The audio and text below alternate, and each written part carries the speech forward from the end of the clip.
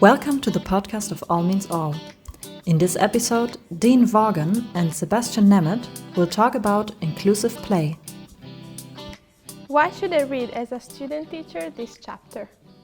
Why should you read this chapter as part of your course? Well, for me, I'm a primary school teacher in Ireland, and when I was going through teacher training college, I only wish we had a chapter on inclusive play. Our classrooms are hugely diverse educational settings, and for me, graduating, going into a school, I only wish I had some advice on how to set up an all-inclusive environment that promoted agency, student voice, and what about you? I think from an academical perspective, we have a tendency to focus on the formal functions in school and what happens in a more formalized setting, and especially free play and the play settings where children are left in a culture that they have to shape themselves in certain ways hasn't been given a lot of attention. So this is also a chapter where we're trying to give that more attention and trying to focus on inclusivity, not as a political standpoint, but also as a pedagogical tool, as a way of helping everyone in a play setting, and also as a way of making sure that children learn more, because if they are safe and are having a good time, then they will learn more in school as well. I think also we're kind of, just to add to your point, we're breaking new ground here, or adding to the literature, because although literature on play is very substantial, literature on inclusive play is quite minimal. So I think by adding to that, we can add to the dialogue on inclusive play as well. What is inclusive play? That's a really good question. To first kind of understand what inclusive play is, if we break that apart and start off with, well, what is play? And if you go into the debate of what is play, then we could be here all day. Play, essentially, trying to find one succinct definition for play is like trying to find a needle in a haystack.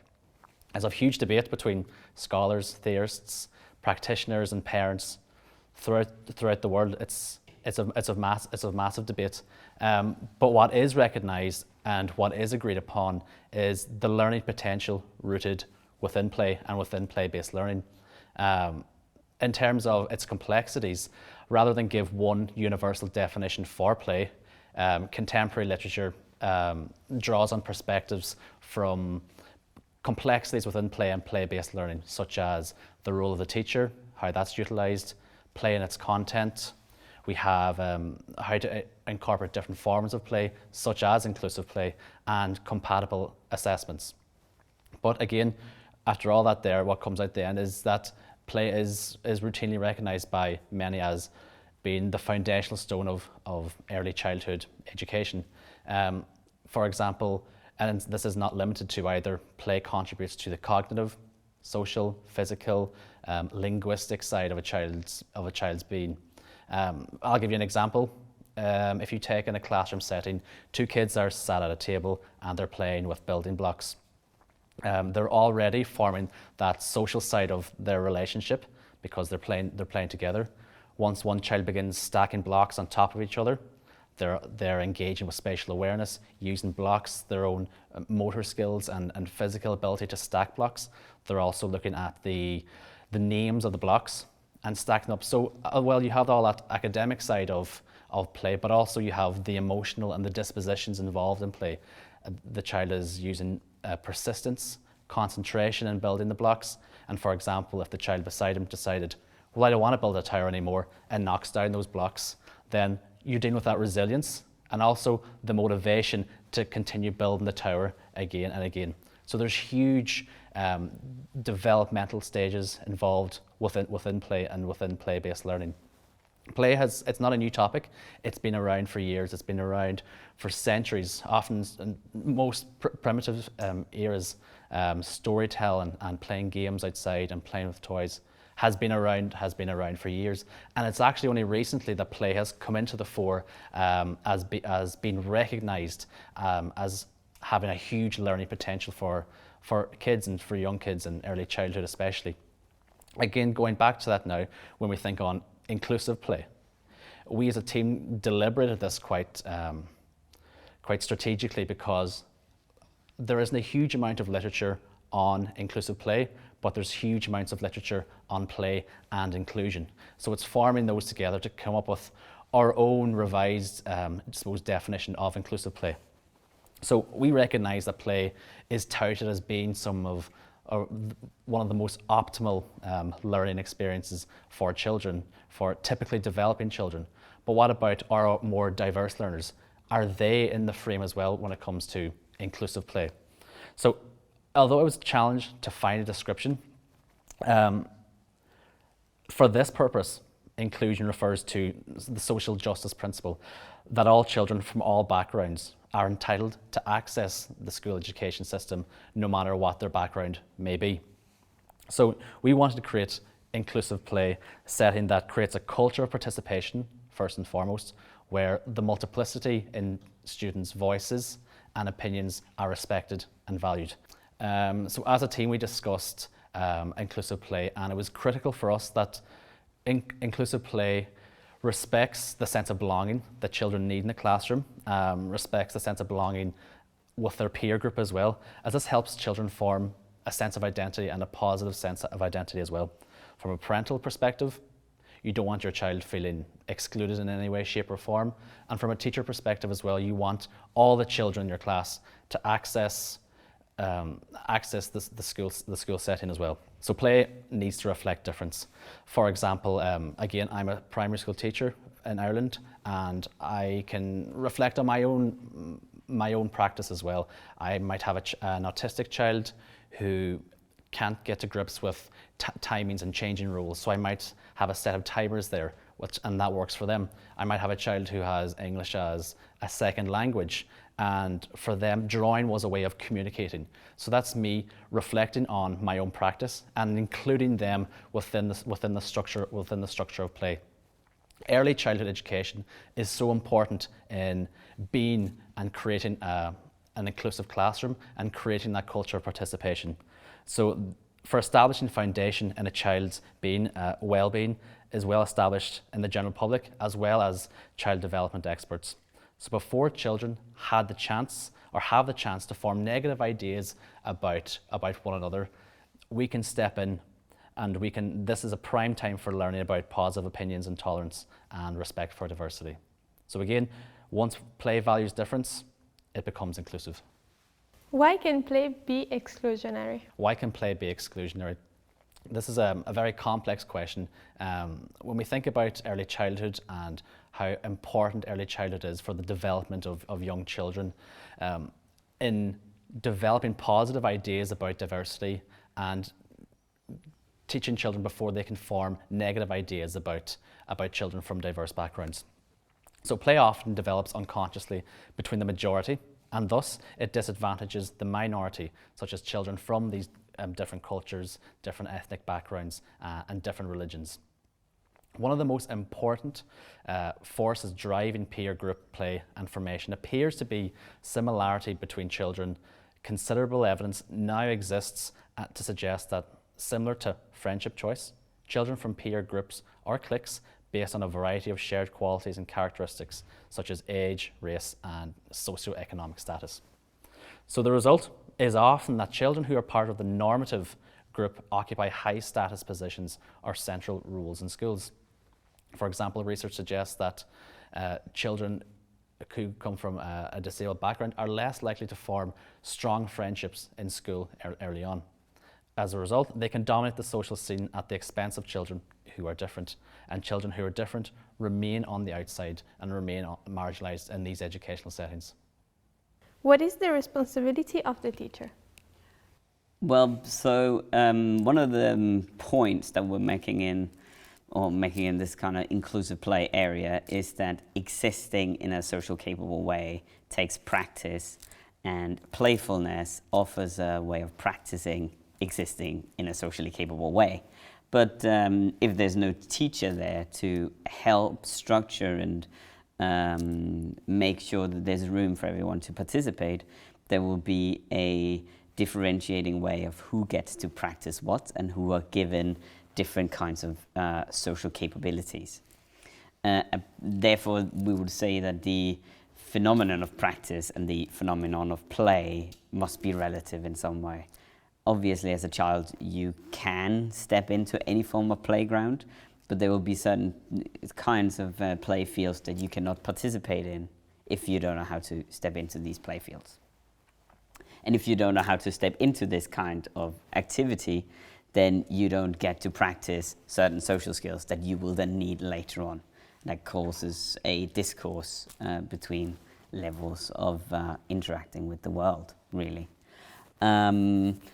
I think to give an example, which might help to kind of narrow down what we mean, an example would be a child who appears in school for the first or second day, and then she tries to interact at the play field, but she doesn't really know how to do this, so she goes in, she finds her teacher and says, "I'm sad, I don't know how to find friends, I don't know how to interact with the other kids." And this makes it really clear what the teacher responsibility is, because the teacher can either say, "This is free play, the kids are handling it themselves, you will have to figure it out."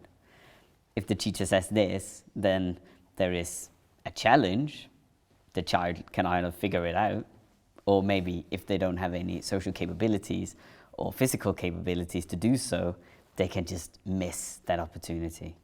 Or the teacher can take responsibility for the position and help the child step into this social arena in some way.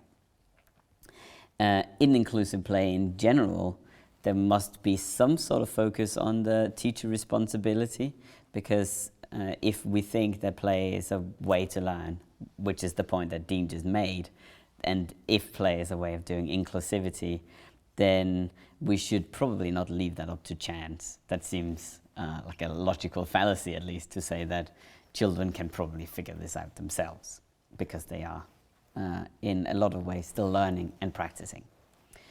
Another point that comes to mind now is that children need a safe space and a place where they can practice freely, because if you need to practice anything, you need first to feel safe, secure, and able to fail without getting ridiculed. And that must also be a teacher responsibility, to set up a place where I can, as a child, practice my social skills and interaction with other children without fear of getting ridiculed and without fear of this interfering with how I can interact with the rest of the world. So I think a point, which is also a point that we're making in the chapter, that is very clear to me at least, is that in order for teachers to take their responsibility seriously, we need to understand that there are certain things that children learn in school.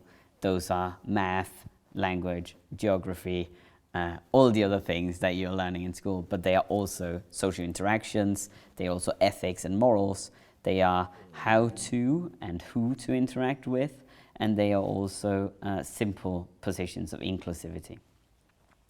The way the world is developing, it is foremost a democratic and ethical question, but inclusivity is also a question of necessity, because we have more and more people in our schools today who are all kinds of colors and shapes and sizes, and that is magical and amazing, but it also means that the teachers have more responsibility to look for inclusive ways of having children play with each other.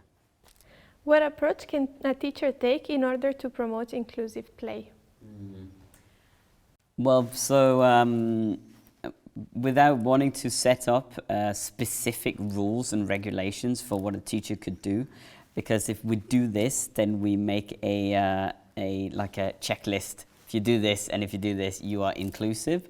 Maybe if we try and broaden out what kind of approaches can a teacher take, it should come down to probably 4 rules. And the first rule should be that you should always make sure, first and foremost, that the place that the child is safe and secure for them, and that they can be in a position of vulnerability without feeling that they will be prosecuted for this or that it will harm them in a further approach in their life.